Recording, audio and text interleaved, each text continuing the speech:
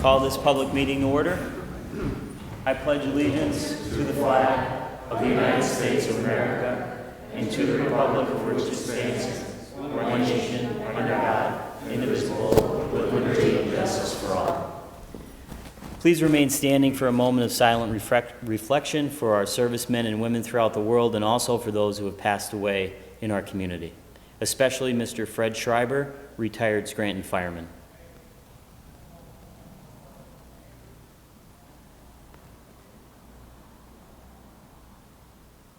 Thank you.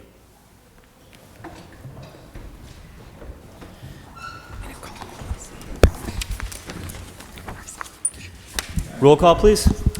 Mr. Rogan? Here. Mr. McAndrew? Present. Dr. Rothchild? Mr. Donahue? Here. Mr. Gaughan? Here, and please let the record reflect that Dr. Rothchild could not be here tonight and did inform council last week. Mrs. Reed, please dispense with the reading of the minutes. Third order, 3A, correspondence received from Ufberg and Associates, LLP, dated February 25, 2020, regarding City of Scranton contract for services, labor, and employment law. 3B, correspondence received from City Controller John Murray, dated March 2, 2020, regarding Moretti CPA review of retired Chief DeSarno gas card. Are there any comments on any of the third order items? I have one on the Moretti report. Yesterday morning, council received a report from Arthur Moretti on former Fire Chief Pat DeSarno's self-audit of all gas card usage for the period June 2014 through November 2019. The review was to determine whether Mr. DeSarno's self-audit was complete and sufficient for identification of his personal use of the city-issued gas card. As I said last summer, when these reports first surfaced, the very idea of a self-audit in this situation was absurd, but here we are. Mr. DeSarno's self-audit concluded that he only owed the city $559.91 for his personal use of a city vehicle over the span of several years. Mr. Moretti's findings indicate that he in fact should owe $5,373.61. Imagine if this council did not push for a forensic audit. The days of taking people's words for things in city government should be over. The report that's presented to council that's placed on our third order agenda tonight presents several additional concerns. During the examination by Mr. Moretti, it was noted that Fire Chief DeSarno received a new vehicle frequently. According to the former fleet manager, the fire chief needed no approval to receive a new vehicle. That is unbelievable. It was also observed that the days which Fire Chief DeSarno disclosed as personal on his self-audit, including the July 18, 2019 alleged vacation at the Jersey Shore, were not listed on the annual attendance controller, and there were no corresponding signed absence report forms. Mr. Moretti noted in his report, "It is important to note that in 2018, the attendance controller was blank, indicating that former Fire Chief DeSarno took no time off during the year and only 5 days in 2017. It is likely that any vacation, personal, or sick days not included on his attendance controller were not deducted from his accrued benefit time balance, which is generally paid out to the employee upon separation from employment. This would result in an overstatement of unused benefit time and a significant amount of unentitled payout." Mr. Moretti goes on to state that for the purpose of this engagement, I did not quantify the amount. However, I recommend that the City of Scranton inquire with the former fire chief as to why these days are not included on the annual attendance controller. I further recommend that the City of Scranton review policies, procedures, and controls surrounding the use and approval of accrued benefit time to ensure that all employees have the utilized time off properly deducted. Based on these findings, there are some important questions that I am going to make a motion to pose in fifth order tonight in writing to the administration, and they are as follows. Has Fire Chief DeSarno received any payout from unused benefit time, and if so, how much, and how is this calculated? Based on the mayor came to our stopped by our caucus earlier tonight. It's my understanding, and they reported that he has not, but I would like this confirmed in writing. My second question is, what steps will the administration take to recoup the $5,373.61 that Mr. Moretti reports former Fire Chief DeSarno owes the city? We were told tonight by the mayor and her team that they are going to take steps to recoup that money. I'm also going to ask the administration provide the attendance controllers or the attendance reports for cabinet members who served under former Mayor Bill Courtright for the year 2014 through 2019. I am also going to ask, what are the current policies, procedures, and controls for the use and approval of accrued benefit time to ensure that all employees have the utilized time off properly deducted? What are the current policies, if any, for asset procurement in the city? I did ask about the funding for the fleet coordinator position, which was budgeted in this year's budget. That has not been filled yet, but they are working with the Labor Council to sort that out. Also, I brought this up last week, a GPS system that I think would help a lot in terms of transparency, accountability, and efficiency. And the mayor assured us again tonight that they are taking steps, the steps necessary to institute that policy. The report presented to council that is in third order tonight represents gross incompetence and complete mismanagement from the previous administration. To say that the former mayor and others were asleep at the wheel is the understatement of the century. It highlights a mindset in the city that the city exists to serve employees rather than taxpayers, and this needs to stop. This specific issue that was reported in Mr. Moretti's findings related to vacation and sick days needs to be investigated further. In addition to requesting this additional information from the administration, I'm also requesting that Mr. Moretti come before the council to present his findings on this specific report and answer any and all questions that the council has. Are there any other comments on the third order items? If not, received and filed. Do any council members have any announcements at this time? I have a few. First, I'd like to acknowledge the retirement of Captain Dave Schreiber, who last week worked his last shift following a more than 31-year career with the Scranton Fire Department. Congratulations and best wishes for a well-deserved retirement. I wish to personally thank you for your service and dedication to the city of Scranton and its residents, and I would also like to extend my deepest sympathies on the passing of your father. As I mentioned at the beginning of the meeting, Mr. Fred Schreiber was also a retired Scranton fireman. This Sunday, March 8th, begins daylight savings time. As you turn your clocks ahead 1 hour, please remember to test and change the batteries in your smoke alarms and carbon monoxide detectors. It is a simple but life-saving step that we should all be reminded of. Due to the many road closures in the area surrounding the 300 and 400 blocks of North Washington Avenue as a result of the presidential visit this Thursday, March 5th, City Hall will close to the public at 1 p.m. Due to a lack of a quorum on March 17th, council will reschedule that meeting to Monday, March 16th at 6:30 p.m., and we will caucus as usual at 5:45 p.m. And I would just request that speakers state their name when they get up to speak for the record. Mrs. Reed. Fourth order, citizens' participation. Thank you. The first speaker tonight is Joan Hodowanitz.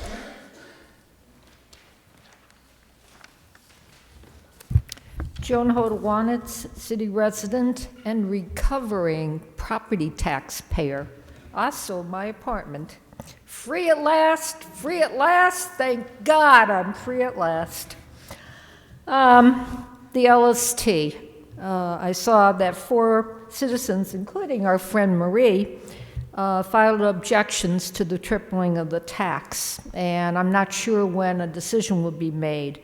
But I do hope that the administration is considering a plan B if they happen to lose that argument. With regard to Chief DeSarno, it's not that I don't trust the man. I trust him as far as I can throw him. So I decided I'm going to do to Chief DeSarno what I did to Mayor Courtright.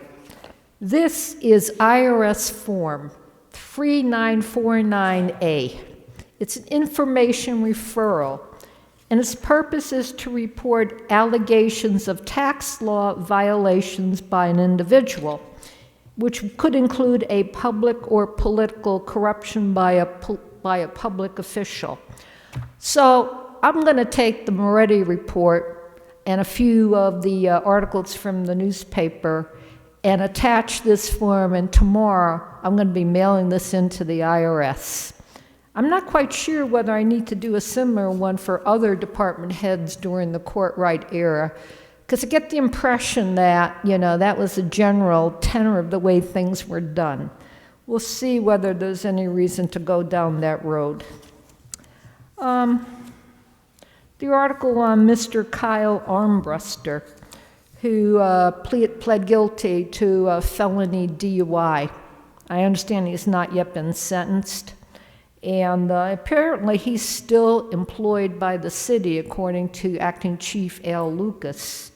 If that in fact is true, that just irritates the blank out of me. I am really unhappy with that. Now, the only thing I can imagine is that we're waiting for him to be sentenced just in case he decides to pull back his guilty plea and throw himself, I didn't do it. But apparently he pled guilty to crashing head-on into another car which carried a family of 4, including 2 children.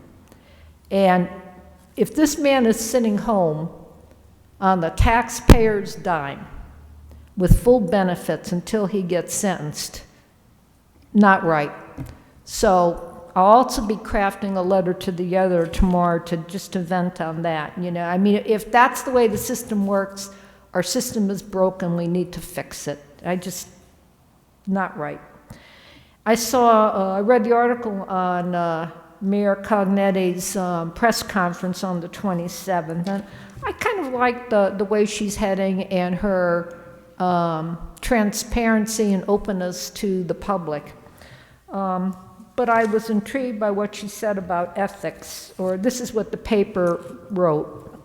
The administration is reviewing the city's new ethics code, adopted last year, and its policies and procedures, as well as what works in other cities and what's needed in Scranton. I gotta tell you, okay, there's a time to poop and get off the pot. This ethics code is over a year old. If there is anything wrong with it, and it's only 28 pages long, it's not that hard to digest, it's written in English, then propose amended changes and get it over with. If you're not going to do that, comply with the provisions of the code, including the statements of financial interests that need to be submitted to the city clerk and made available for inspection and published on the city's website. What about the adjusted political campaign contribution limits? Yeah, so we did receive a response from the business administrator and the administration. The business administrator has calculated the adjustment. He sent it to the law department for review, and we should be receiving that soon. Okay. And there are other things that need to go on the website. Nothing is on the website. Plain English explanation of the provisions of sections 12 and 7. I wrote that when I was on the board, not on the website. The contribution limits need to be published on the website, so you need to get that on. But like I said, poop or get off the pot. I'm tired of waiting. Thank you. Next speaker is Lee Morgan.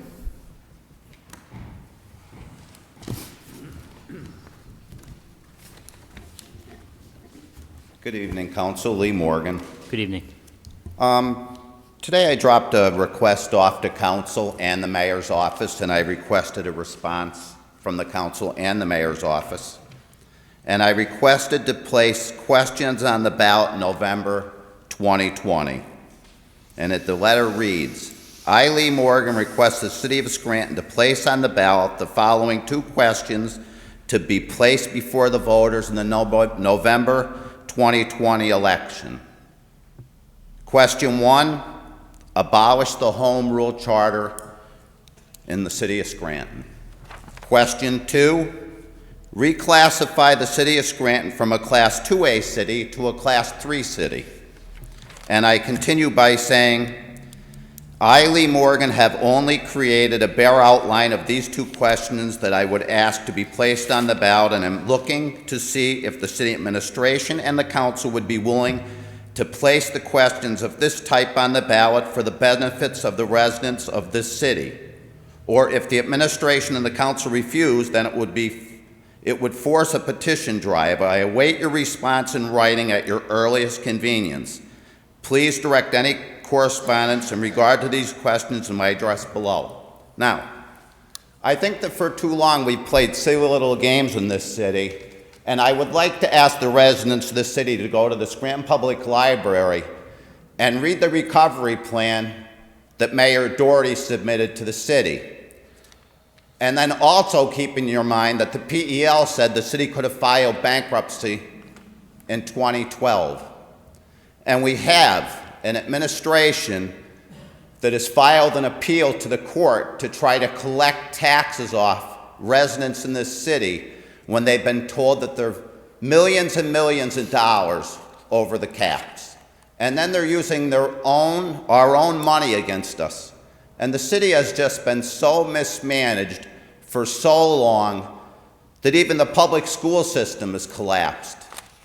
And, you know, when you look at kids not getting preschool and the condition of the Scranton School District and the city, I mean, we're standing here and we're talking about a former chief of the fire department. But you know, the thing we're not talking about is, allegedly when the mayor was arrested for his corruption, we're not talking about the sale of the Scranton parking garages to a nonprofit and moving debt around. We're not talking about any of the real issues revolving around this city.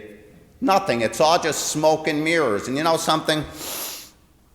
The sale of the sewer authority, the pensions underfunded. I'm going to do a lot more requests. I was thinking about doing a right to know, but you know, that'd be a waste of time. So I found somebody that has the ability to audit the city, and I'm going to request from the mayor all the financial records of this city for the last 40 years. I'm going to retire next year. And I'm thinking that I want to take some attorneys down to town and see what they have, and if the American people have to put up with this corruption forever. Because the two-party political system, it is broken in this country. And the founders never wanted us to live the way we do under this kind of tyranny, because that's exactly what this is. People can't afford their property taxes. They can't. The city is just blighted from one side right to the other. And we're talking about a former chief when the mayor was playing fast and loose, selling all our assets, and the council was ramming it through and just giving everything away. The pool on Capellas Avenue has been closed for decades, never fixed. Where's all the grant money going? You spoke about ECTV being funded by the city. You should bring the documentation into this chamber and tell the residents of this city how much money they receive from that franchise fee, and let people really know what's taking place here. Because you know something? This isn't a little game and a show. These people in this city are so beaten down and so overtaxed, and then the mayor brings out and hires a law firm to say, hey, this is a home rule community. We can tax people until it doesn't even matter. We can just keep taking off them. It's beyond ridiculous, and it's time for something to change. Thank you. Next speaker is Les Spindler.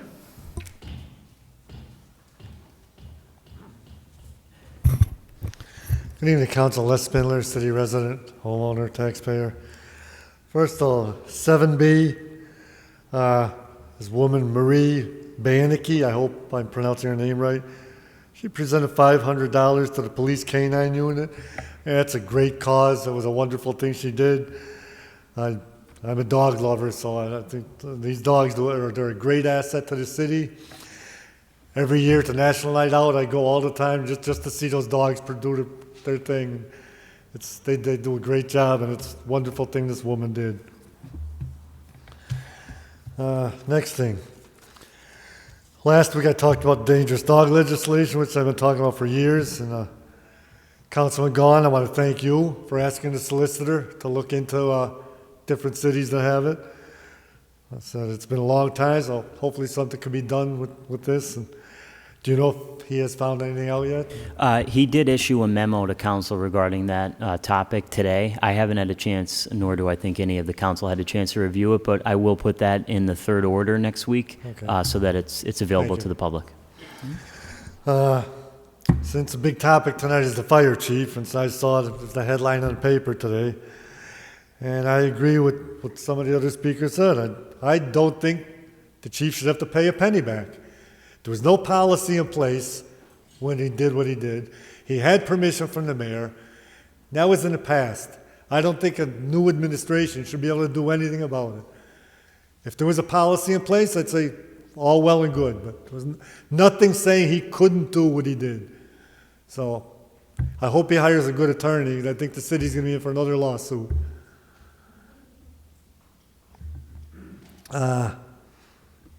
Next thing, this parking downtown. Every week I hear more and more complaints about it. And I have one. They took every darn free parking spot away from the whole city. You can't drive into town and stop and run into a place for 5 minutes without fear of getting a ticket. I drive to town every month to pay my Times Tribune bill. There used to be 3 or 4 parking spots there to pay your bill or do whatever you want with the Times Tribune. Those spots are gone. In front of restaurants, Papa's Pizza down the block here. Free spot's gone. Bona Pizza on Lackawanna Avenue. Free spot's gone. Something's got to be.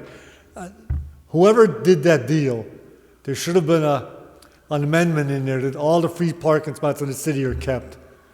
It's ridiculous. Then they're hurting business in the city. Nobody wants to come to town and try to go into a place without fear of getting a ticket. But you know what? If I ever do, I'll take my chances in front of the magistrate and just tell the magistrate what I'm saying to you people. Because I know I would win. Because I've gotten tickets in the past, and I've never lost a case in front of the magistrate. So if anybody's listening, go in, get your pizza, whatever. If you get a ticket, go to the magistrate and tell them what this parking authority did or whatever their name is. I don't even know what their name is. But I think council should look into it legally and see if we could change that contract and get our free parking spaces back. Because it's, like I said, it's hurting businesses downtown, and it's not what we want. We want people to come downtown and spend their money, not be afraid of getting a ticket. So hope council, if there is a contract, maybe we could, since it happened during the prior administration, maybe we can get it changed. Thank you for your time. Thank you. Next speaker is Norma Jeffries.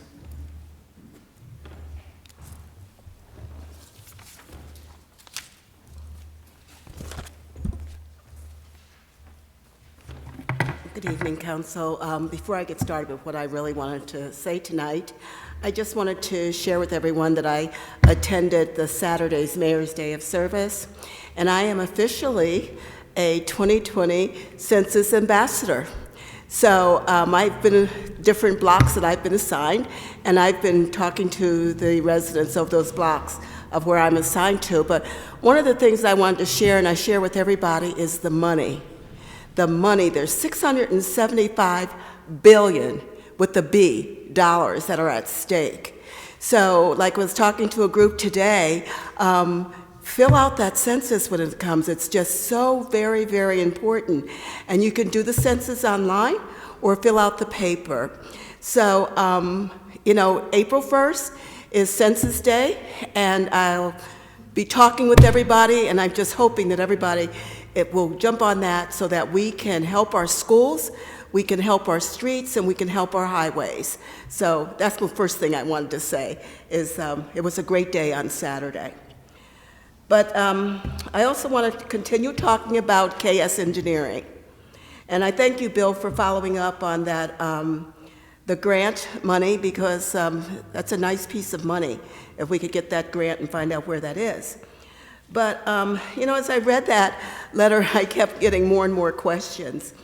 And the one question I don't think he answered for me was the $2,600 that was supposed to be for a database management system that was supposed to start on January of 2020 this year.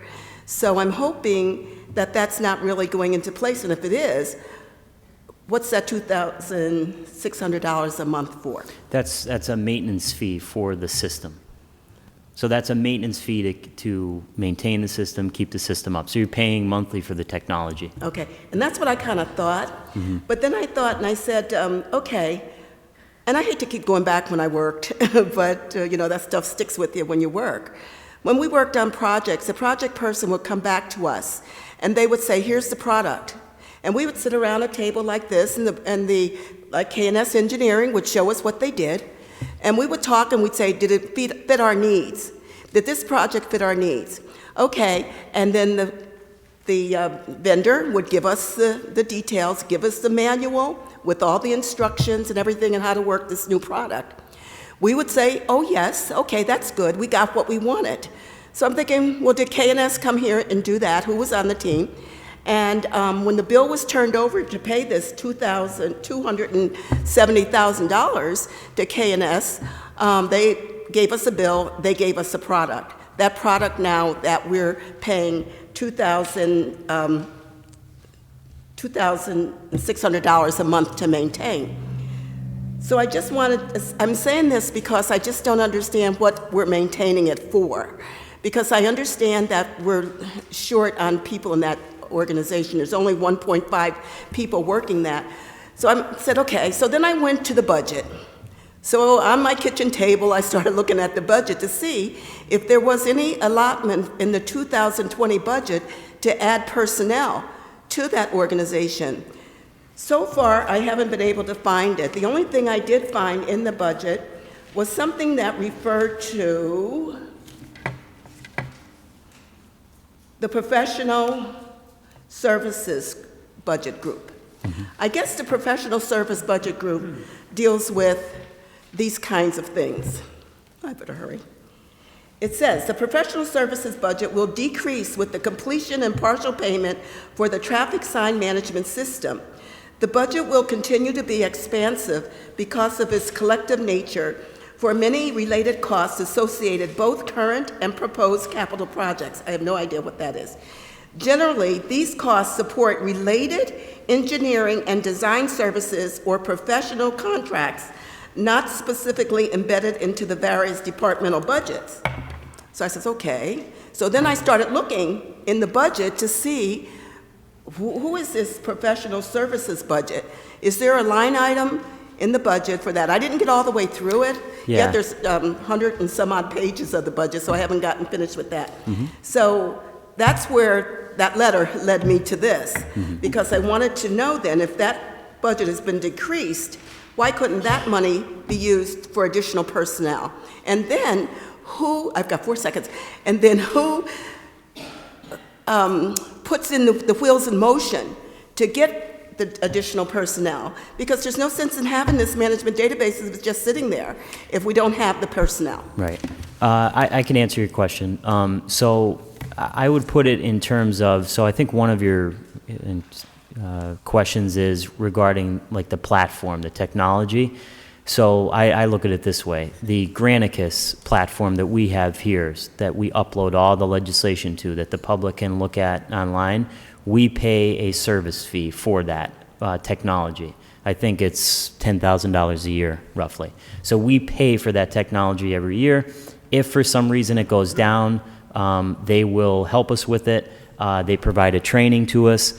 Same thing happened with the sign management program. So we pay a fee to use that program and that database. Now, within the DPW, the sign department, there's only 2 employees. I agree with you that there should be more. Unfortunately, in the environment that we're in with the budget, it's difficult to add positions like that. But I know that's one of the goals moving forward, is that when we can add to that department, we should, because I think that's important. But what we've been told by the DPW director is that they are working very diligently to move through each section of the city.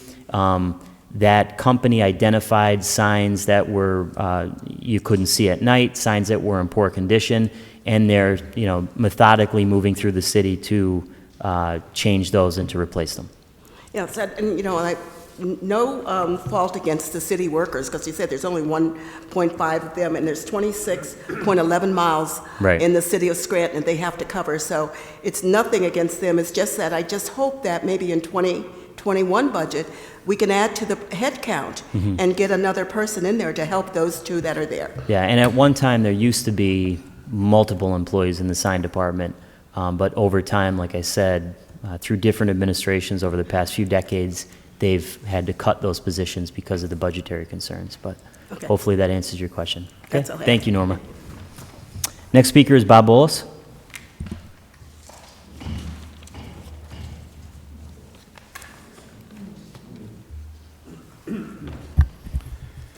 Council, Bob Bolus, Scranton.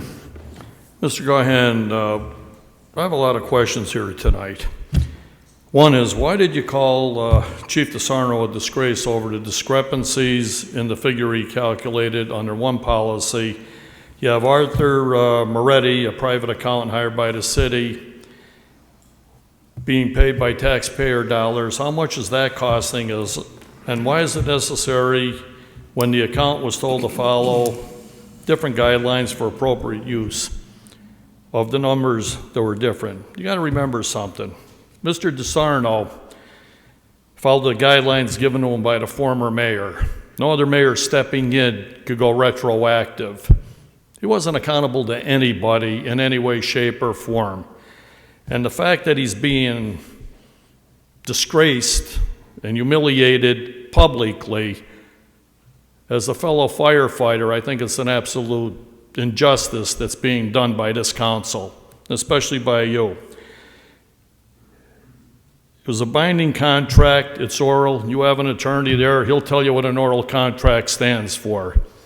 What the mayor told him he could do wasn't for private use, he was on a 24-hour call as a servant of the city and needed to be where he needed to be, and that was what was given to provide that service. You owe Chief DeSarno his back pay, you don't have a judgment, you have no type of litigation here that says you could take his money. You have to pay him, write him his check out, and if you don't like it that way, then file a lawsuit against him and go to court. But you cannot take an escrow money from anybody, no matter who you guys think you are. If you intend to do that, and this legal matter pursues, I'm personally funding his litigation against you and the city. Okay? You can bet on it. Was Armbuster a disgrace? That was a personal matter. Look what that firefighter did. 3 DUIs, hit and run, everything else that went on. But yet, Chief DeSarno isn't a personal matter. You want to make it public, yet Armbuster isn't. And look what we're doing here. He's still on the fire department. It's a heck to be applauded. You know, why don't you call him a disgrace? Armbuster, why aren't you calling him a disgrace? He's disgraced our firefighters in uniform, the fire department in Scranton, yet he's still around. Yet I don't see you doing that. What about Pat Hinton? You were about ethics, yet you're letting him get away with what he's doing at the Nayoc Parking Authority, or Recreation Authority, with the coffee shop. You turned around and you allowed him to put in for containers being called structures. You put it in order, yet I haven't seen you enforce removing the containers in the city of Scranton. Yet you want to make laws. I'm involved in litigation in Nayoc Park. I brought it before council. You want to allow Geisinger, a bully with money, to take 280 parking spaces in Nayoc for $1 a day, $100,000 a year, when they should be paying $600,000 or $700,000 a year. The Keysocks up there are $2 an hour. They get 2 hours. Yet I don't see you saying a word about that or moving to disband the Recreation Authority and take care of the people. You voted for $500,000 increase to the city residents and crucify our senior citizens, yet you won't do anything to get the money back from Geisinger. And it's appalling as far as I'm concerned. You know, put the Rec Authority under the umbrella of the city of Scranton. Let the mayor handle it. You know, it just turns to a point that it just turns my stomach. You got Mr. Rothchild here who's professing to be a doctor. I'd like to know what type of doctor she is, or he is, okay? Can prescribe medication. do surgery? Or is it just because it's a physical therapist and misrepresenting to the people? They're pro-choice. Her and the mayor went to a pro-choice rally in Wilkes-Barre. I'm pro-life, and I am offended by them going there saying they represent the city of Scranton. What they want to do with their own personal name is their personal business. But when you say you're a councilman or a mayor of the city of Scranton at a pro-choice, you're representing the people in the city, and that's not going to be tolerated. I'm against murdering and butchering babies, number one. And number two, you were supposed to get a letter from the authority, the parking authority, which you lied about sending. I'd like to know when you're going to get that letter and tell us where our 500 parking spaces are. Got it? And this isn't over. I'll be back. Thank you. Yep, welcome back. Next speaker is Lenny Cerebro.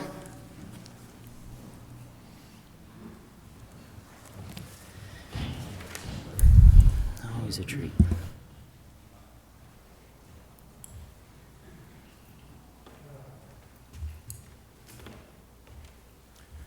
Good evening, Council. Lenny Cerebro, Kaiser Valley residents. Well, Kyle, you were out, you looked around, you seen what the neighborhood is dealing with. Thanks for coming out. Got anything to tell me? I haven't gotten an update yet, but as soon as I do, I'll. See, I'm hoping in the next week or so. okay, let me ask you, how about this grant money?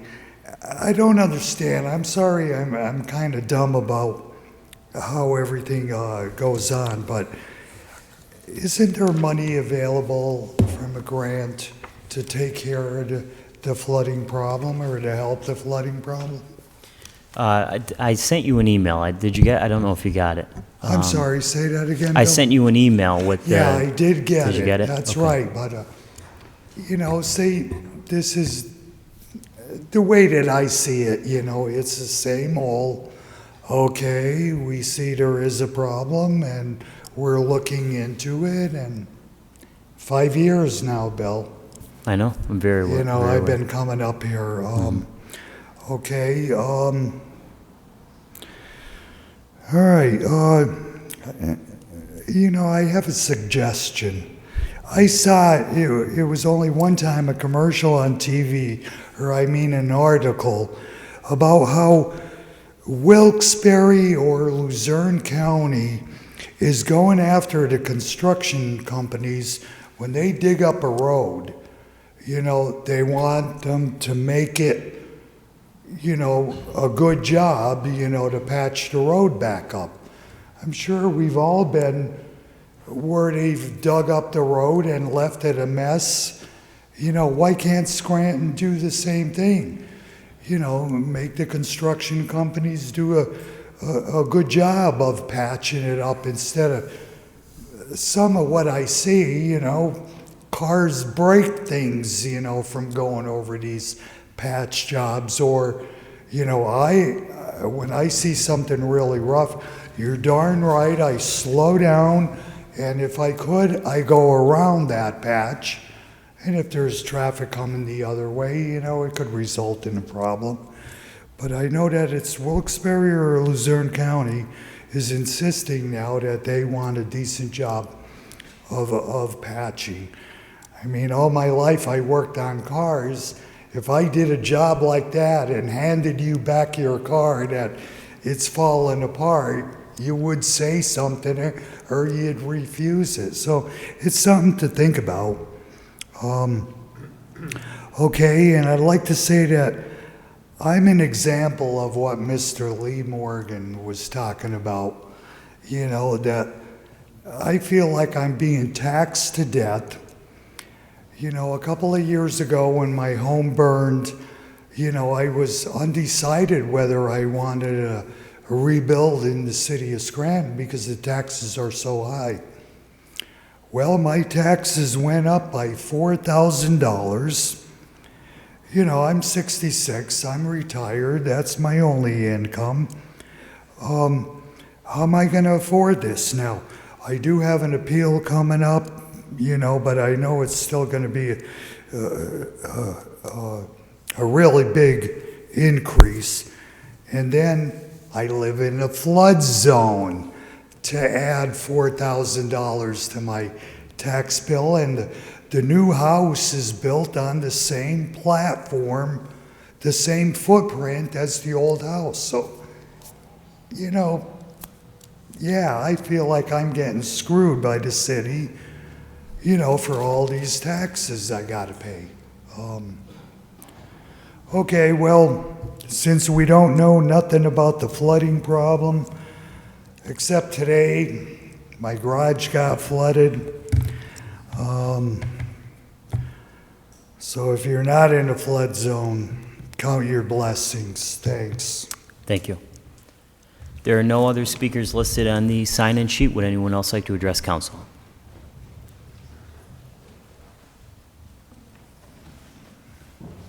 Tom Coyne. Just to refer to the last statement there, coming down Pittston Avenue, right in front of the old Sunoco gas station, basically right where Pittston Avenue hits outside. We have a nice little pothole digging out there, and what's it from? It's from a utility patch that's sunk. I mean, I've had to dodge it about 6 or 7 times on that roadway in the past month. I'm sorry, which one are you? Pittston Avenue in front of the Sunoco, where the old Sunoco station used to be, which is... I know exactly what you're talking about, and I actually put one in because I hit it every day too. So I put one in. I pull up on it, and all of a sudden it's like, oh, I'm there again for it. When they're in that area, they are gonna put some cold patch down for the time being. Yeah, because it is obviously Yes. by the shape of it is a utility patch. Same with the because the truck's up near the post office. The corner up near the around the post office is like going over a rumble track. I asked last week about the. I had a question last week about the trash. I'm not sure that you got back to me on that. That was on whether or not the other recycling companies in the city had been contacted, because any recycling that they do for material can be put in towards the grant fund as well. Not sure if you had reached out for that yet. We have, so there's a recycling committee, and I'm trying to dig into and figuring out exactly what kind of contract we have with them. It's a municipal agreement between municipalities all throughout Lackawanna County. So Lackawanna County runs it, but then there's a municipal agreement with each municipality. Well, I'm talking about like there's up on Morgan Highway, there's a recycling company, a private company. There's a number of private companies out there that do recycling inside the city of Scranton. And if you can get their figures, that can also be put in towards the grant. But I'm looking and seeing yes, you are right there, yes. Okay. Is it possible to get a contract of the trash agreement, the landfill trash agreement? Because I believe Jimmy Connors, it was signed under the last one that we're still running under? Yep, we should be able to get that for you. That would be lovely. And as of this current fire chief, I do beg to differ. If there is, in looking at the documentation, I understand if the mayor said, you're working 24/7, you're on call all the time, you have used up all your time that is allotted to you by personal and vacation and sick, therefore we're going to extend you extra days as you need it because you're working 24/7, that's a different situation. But being able to bank all of your time without using it, without claiming it, is an issue. And if it is part of pattern and practice that time is being taken off and not recorded as payable to the city payroll, reduced off their benefits, then they should not be here. It should be taken, I would actually tell them not to come in here and talk, because the city should go after them for theft by deception, because they have stolen from the city taxpayers and the city coffers by intentionally defrauding the government by falsifying their timesheet and their time record. It's not an accident if you can prove that it's pattern and practice. If it was done for a number of years where they did not take days off, yet you know on the books that they were off, and they are collecting from that afterwards, that is a rigged system to defraud the city of money by collecting funds that they are not legally entitled to. It's fraud. And at that point, it shouldn't be come in and explain yourself. It should be enjoy the handcuffs and we'll recoup it through a criminal procedure. Because that's what it is. Unless you put teeth behind this, unless you say, when you steal from our government by deception, we are not going to say, bad boys, you shouldn't do that. You're going to have to give us the money back. And we go, you're going to go in jail and you're going to risk your pension. At that point, people stop stealing from the city because the few dollars that they may be able to stuff in their pocket isn't worth the jail time and isn't worth the loss of a pension. That's the best teeth you have towards stopping people from robbing the city. Thank you. Thank you. Would anyone else like to address council?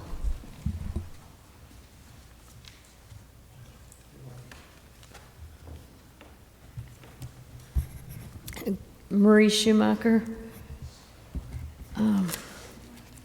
7A, do we know what the termination date is of this project that you are going to be voting on tonight? Termination date of the project in terms of the remediation, is that what you're Yes. referring to? Yes. So Leslie Collins from Scranton Tomorrow came in along with Josh Mass from Scranton Tomorrow and Charlie Jefferson, the developer. And Leslie Collins reported to us that there is no exact timeline yet. That will be developed once the contract is executed and they're able to get on site. You're looking at me like I have 10 heads, but that's the answer that I was given. It just doesn't. No, it that makes doesn't sense. seem a good way to do business to me, but. Well, no, that is usually how they do it. They couldn't give an exact timeline. They have to come in and be on site. They have a lot of review periods to go through with the state, so they can't give an exact timeline. And of course, that is weather permitting too. And the weather has to do with it as Well, a well. lot of that has been done, and then that should have been preceding the submittal of the proposal. No. Everybody that wanted to vote on that should have been afforded an opportunity to come in and survey the site. No, And- when I say review periods, there are specific review periods from DEP and other governmental entities that any bidder would have to go I know. through.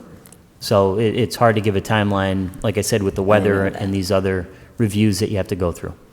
Okay, Because, I think my understanding is as the work's being done, DEP has to come in and review the work being done. So when they can't give DEP a schedule until they get the work done, and then that's when they invite them in, and that's all weather permitting. yeah, we know how well they do too.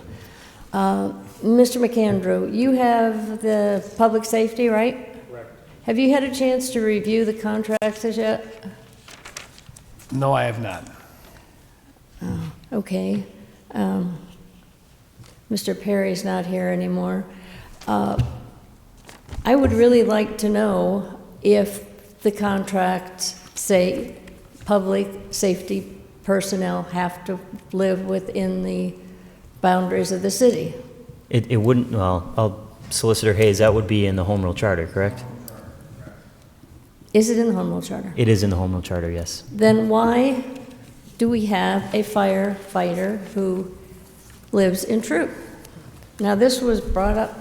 They have 6 months to obtain residency. He's only been a firefighter for less than 6 months? Who are you referring to? Name's not important. Let's see when they fire over. April 10th. Yeah, okay, well, April 10th of last year was the offense committed, so he was already on duty then. That's longer than 6 months. And Solicitor Hayes, can you address this? I think she's referring to Kyle Armbruster, the article in the paper. They have 6 months to obtain residency, so if that's the requirement. But it's been longer than 6 months. So then that would be the job of the city controller, and right now it's my understanding that this is a personnel issue. I've asked about this before. If you're referring to the fireman that Kyle Armbruster, is that what you're referring to? Yeah, well, who's responsible for doing this? Is he the only one? So it is the county, or it is the city controller, and I know he's going through a process now, and he's already identified ones where he's sent out requests for them to prove that they do live in the city. And a part of that process now is if you rent, Your landlord has to sign a notarized document. If you own a house, your lender has to sign a notarized document, and if you don't have a lender, that's on the deed. And that isn't a policy? That was a policy that was just established by the new city controller moving forward, and he's going through the process now of reviewing all those. I know that for a fact because I had a long discussion with him about that about 2 weeks ago. And is Human Resources in charge of the policies and procedures? I think Or it's is according to the administrative the code, resident- it's up to the city controller. That's right, the city control, Mr. Donahue, the city controller is responsible for enforcing the residency requirement. Okay, So but there are steps being taken to- Okay, who holds the policies and procedures for the city? Are they developed by Human Resources and all in, I mean, every place I've ever worked, they're all in a 3-ring binder, a Yeah. 3-inch 3-ring binder. Which specific policy? I mean, there's policies for every department. Yeah, policies for every department, how they're supposed to operate, what job descriptions. Okay. That was actually touched on in our caucus with Mayor Cognetti when she came in, and they're not all in one specific place. And I know that they are working on that to get that all into an employee handbook like you're talking about, so that it's all out there. Thank you. Have a good night. Thank you. Is there anyone else?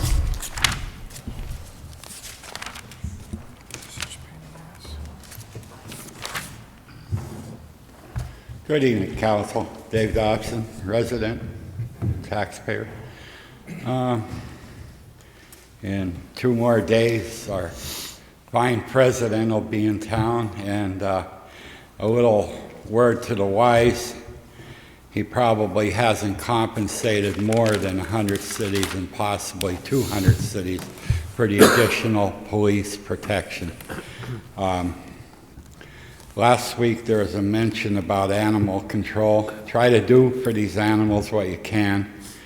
And one of the things that Billy Courtright did do right was he came up with street cats and helped these people get started. They're up at the zoo. It costs $35 for neutering and a rabies shot. And it's a really good thing. And Griffin Pond has some economic problems aggravated by no-kill, so that's something else to keep in mind. I would hope that we continue to support them. Hopefully we can afford. And last week I made a mention of school lunch. Well, I was very pleased to hear that in Scranton School District, they're giving a breakfast and a lunch free, and that should be for all students, by the way. And in other school districts, there's school lunch shaming, and I hope that people would not support that. Every kid should be taken care of in school, and that's all there is to it. They can't possibly learn on an empty stomach.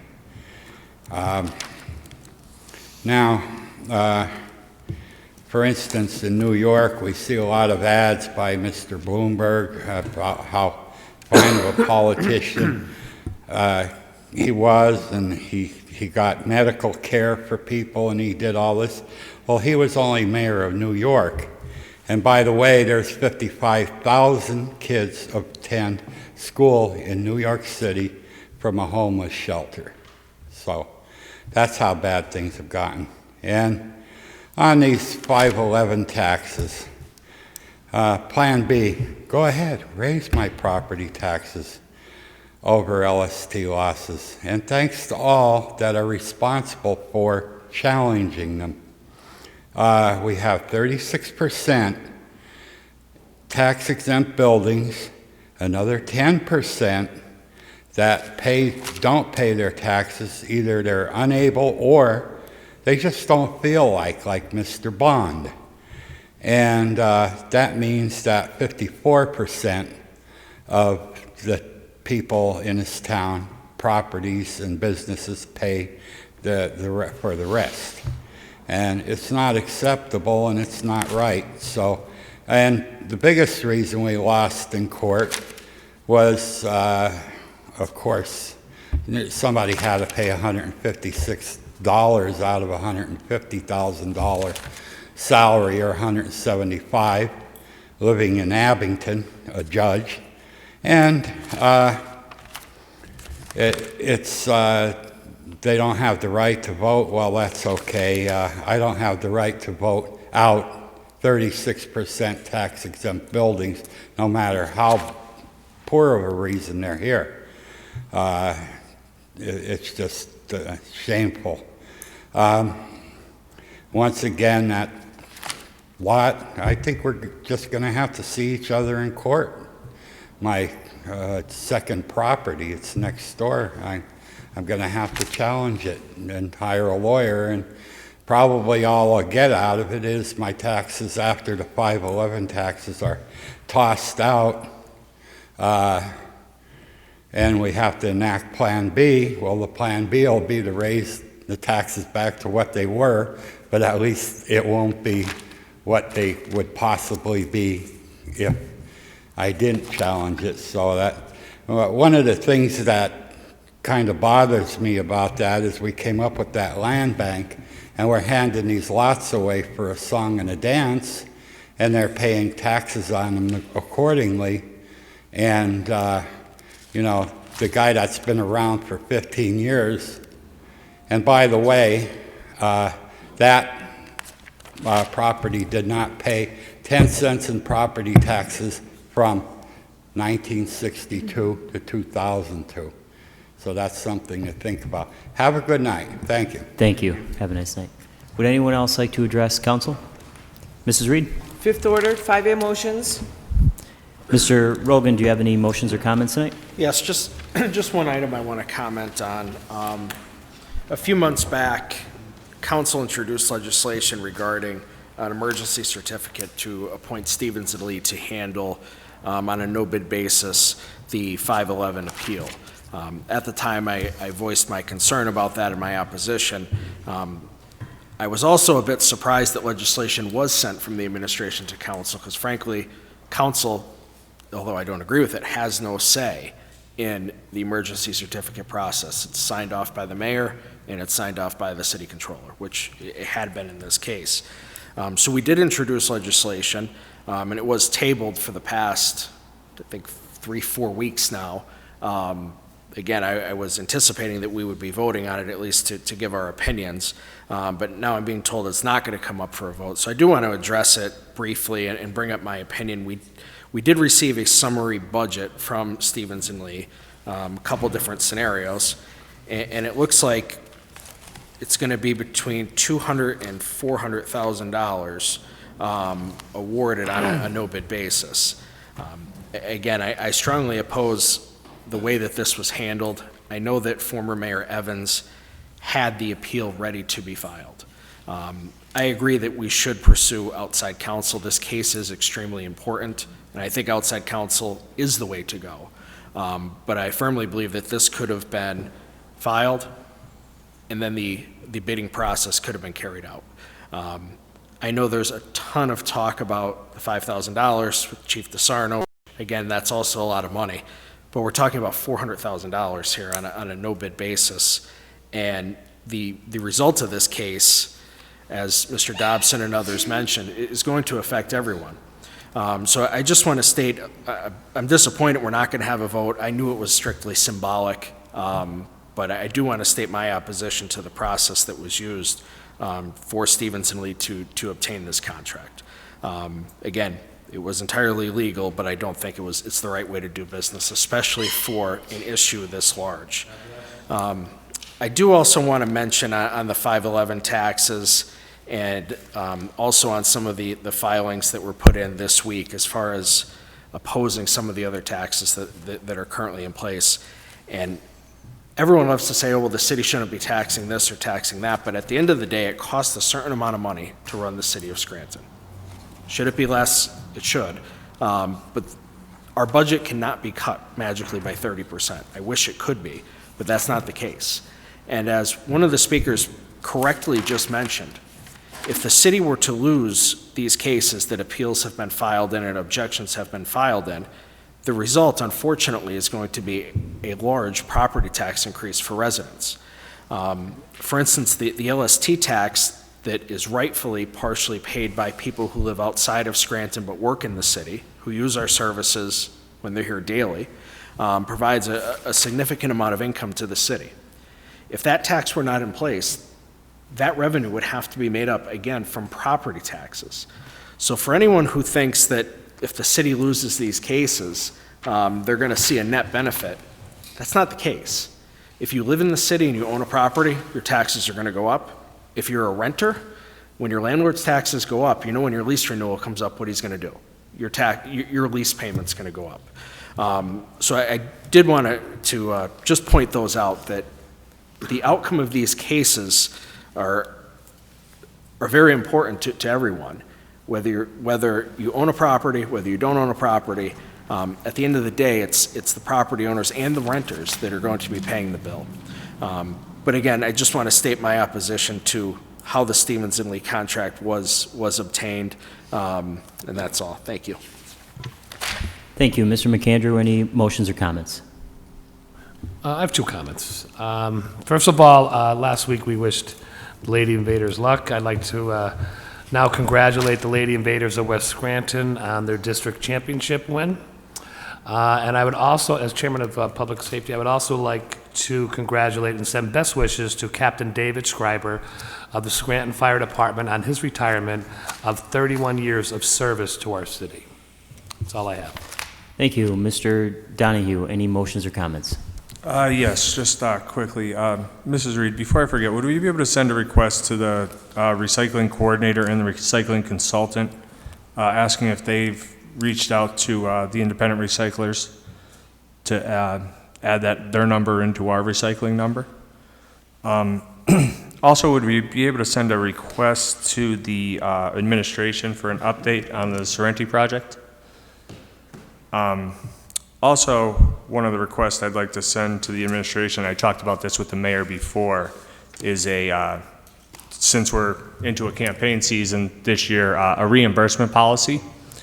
It's a problem on both sides of the aisle. There were 6 rallies held in the city of Scranton in 2016, and we got $0 reimbursed. So one of the things I would like to add in that reimbursement policy is to try to see if we can get campaigns to be required to sign a contract before the city provides any assistance, to make sure that they actually, are forced then to pay up. And that's all I have for tonight. Thank you. Thank you, Councilman Donahue. A few things. First of all, Bob Bolus got up tonight and said so many things that were false or misrepresented that it would take me a long time to go through each one of them, and I don't think that's the purpose of the council meeting, and it's one of the reasons I didn't respond to him when he was standing there. But one thing that he did say, I do want to reply to, that I said Pat DeSarno was a disgrace. I did not say that. I said the situation was a disgrace, and it is a disgrace. Raise your hand if you worked for a company in your lifetime and you were allowed to use your personal vehicle to take it to a trip to the shore. Anybody? Raise your hand. I don't see any hands raised. I certainly, for the company and the school I work for, cannot take a company vehicle and drive it to the Jersey Shore or take it for my own personal use and then do a self-audit and say I only owe $500 and some. It is absolutely ridiculous, and it's wrong. I don't care if it was Pat DeSarno, Joe Smith, Bob Jones from Main Avenue. It doesn't matter to me. Take Pat DeSarno out of the equation. It's a person that was in a position of public trust under the Courtright administration who took a personal vehicle and took it to the shore and used it for his own personal use. That is wrong. Councilman Rogan mentioned $5,000. To a lot of people, $5,000 is a lot of money. And I bet you every person in the city of Scranton wishes that their company gave them a car so they could drive it around whenever they wanted to. And pay for the gas without paying the gas tax. I'm sure that would be great. As I mentioned at the start of the meeting, this is a mentality that exists in this city, that this building and this government works for the employee and not for the taxpayers. And unfortunately, for the first 5 or 6 years that I was on council under the Corrite administration, it was a zoo. Apparently, people were allowed to do whatever they wanted. Gross incompetence, gross mismanagement. And I have no problem pointing it out when I see it, because that is my job. And unfortunately, for the first few years, I was one of the only people on council who was asking questions of the former administration and was repeatedly stonewalled. And look at where we are today, unfortunately. So I just think that when no one in an administration is watching the store, this is what happens. And if it wasn't Pat DeSarno, it would maybe be somebody else. And I think any cabinet official under the Corrite administration, or any employee for that matter, who abused a gas card or abused vacation or sick time, if that was the case, there should be appropriate measures taken. So with that being said, I would like to make a motion that this council send correspondence to the administration asking the following questions. Number one, has Fire Chief DeSarno received any payout from unused benefit time, and if so, how much, and how is this calculated? This was a question that the administration, the mayor who was in the caucus, had answered. They said that there was no payout, and I did relay to the mayor that I would like that in writing, and she said that would not be a problem. Number two, what steps will the administration take to recoup the $5,373.61 that Mr. Moretti reports former Fire Chief DeSarno owes the city? Number three, please provide the attendance controllers or reports for cabinet members who served under Bill Courtright for the year 2014 through 2019. Reason I make that is if one cabinet member, didn't put a vacation or a sick day apparently down for a whole year, was there any other cabinet members that did that as well? I'd like to take a look and compare the documents. Number four, what are the current policies, procedures, and controls for the use and approval of accrued benefit time to ensure that all employees have the utilized time off properly deducted?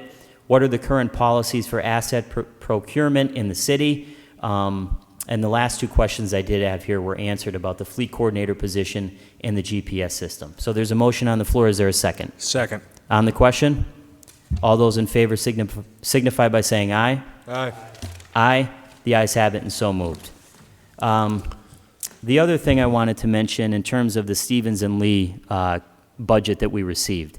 So Stevens and Lee was selected, as has been reported, through an emergency procurement process permitted under the code by the mayor and her administration. It was one of the first acts that Mayor Cognetti took when she took office. The mayor determined that an emergency existed, and council had no say in the selection of Stevens and Lee. However, upon our request, we asked for a budget because and I personally was concerned. I know my council members were concerned about giving a law firm a blank check. Stevens and Lee complied with our request, and they did provide a detailed breakdown in different scenarios with the budget, which will be placed in third order for public review next week. So this is obviously a tremendous expense, but the city must do everything in its power to exhaust all potential appeals to ensure that this disastrous ruling does not remain in place. And in terms of no bid contracts, no one up here is in favor of no bid contracts. We had no say in that, as I mentioned. But what is the alternative here? A $50 million judgment? Show me the tree the money tree where you could find that amount. I don't see it. Show me where you can cut in the budget to come up with that amount. I don't see it. The city has no choice but to fight this case, and I believe that Stevens and Lee, based on the executive session that we had last week, has the team in place to do that and to fight on the city's behalf. In terms of the way it was handled, I can't speak for the administration, but knowing from being on council for 6 years, how long the process takes for an RFP, it takes a month, 2 months. A bid opening, there's a process. So I don't know how that could have been done in that short amount of time, and I think that's why it was relayed that the emergency existed. The other thing I wanted to mention was John Basiliga did respond to council's request for information. We just received that, and I have not had a chance to fully go through it yet, but that will also be placed in third order for next week. And I do want to thank the mayor for coming to our caucus tonight. In regards to the whole gas card issue, the mayor and her chief of staff made it very clear to council that they are taking this whole thing seriously. They are going to continue to develop policies, and they are going to start holding employees accountable. One of the things that was brought up tonight about the Human Resources Department and an employee handbook, and it was also brought up in the caucus, this is something that is in the recovery plan. For 6 years, it was an item, and I sat at Pell meetings when it was brought up that we needed to retool the HR department and come up with a comprehensive handbook and look at the policies and procedures. Was never done. Again, when someone's not minding the store and is off doing other things, and we all know what that was, this is how things become mismanaged. And I'm sorry, but it's wrong. And until you have more than one person holding people accountable, this is what you end up with, unfortunately. And that's all I have for tonight. Thank you. 5B, no business at this time. 6th order, 6A, no business at this time. 7th order, 7A, for consideration by the Committee on Rules for Adoption, Resolution Number 22, 2020, authorizing the mayor and other appropriate city officials to execute and enter into a contract with AMO Environmental Decisions for environmental remediation of the future site of the Downtown Pocket Park, 248 Wyoming Avenue, Scranton, Pennsylvania. As chairperson for the Committee on Rules, I recommend final passage of item 7A. Second. On the question? Roll call, please. Mr. Rogan? Yes. Mr. McAndrew? Yes. Mr. Donahue? Yes. Mr. Gaughan? Yes, I hereby declare item 7A legally and lawfully adopted. 7B, for consideration by the Committee on Public Safety for Adoption, Resolution Number 23, 2020, accepting a $500 donation from Ms. Marie C. Benicki of Scranton, presented to the City of Scranton Police K-9 Unit. What is the recommendation of the chairperson for the Committee on Public Safety? As chairperson for the Committee on Public Safety, I recommend final passage of item 7B. Second. On the question? Roll call, please. Mr. Rogan? Yes. Mr. McAndrew? Yes. Mr. Donahue? Yes. Mr. Gaughan? Yes, I hereby declare item 7B legally and lawfully adopted. 7C, for consideration by the Committee on Rules for Adoption, Resolution Number 24, 2020, appointment of Karen A. DeSantis, 1105 Summit Point, Scranton, Pennsylvania, 18508, to the Civil Service Commission effective February 14, 2020. Ms. DeSantis' term will expire with the term of Mayor Paige G. Cognetti. As chairperson for the Committee on Rules, I recommend final passage of item 7C. Second. On the question? Roll call, please. Mr. Rogan? Yes. Mr. McAndrew? Yes. Mr. Donahue? Yes. Mr. Gaughan? Yes, I hereby declare item 7C legally and lawfully adopted. 7D, for consideration by the Committee on Rules for Adoption, Resolution Number 25, 2020, appointment of Elizabeth M. Garcia, Esquire, 1135 Olive Street, Scranton, Pennsylvania, 18510, to the Civil Service Commission effective February 14, 2020. Attorney Garcia's term will expire with the term of Mayor Paige G. Cognetti. As chairperson for the Committee on Rules, I recommend final passage of item 7D. Second. On the question? Roll call, please. Mr. Rogan? Yes. Mr. McAndrew? Yes. Mr. Donahue? Yes. Mr. Gaughan? Yes, I hereby declare item 7D legally and lawfully adopted. 7E, for consideration by the Committee on Rules for Adoption, Resolution Number 26, 2020, appointment of Kevin Morgan, 213 North Van Buren Avenue, Scranton, Pennsylvania, 18504, to the Civil Service Commission effective February 14, 2020. Sorry, jumped the gun. Mr. Morgan's term will expire with the term of Mayor Paige G. Cognetti. As chairperson for the Committee on Rules, I recommend final passage of item 7E. Second. On the question? Roll call, please. Mr. Rogan? Yes. Mr. McAndrew? Yes. Mr. Donahue? Yes. Mr. Gaughan? Yes, I hereby declare item 7E legally and lawfully adopted. If there's no further business, I'll entertain a motion to adjourn. Motion to adjourn. This meeting is adjourned. Thank you. Have a nice night.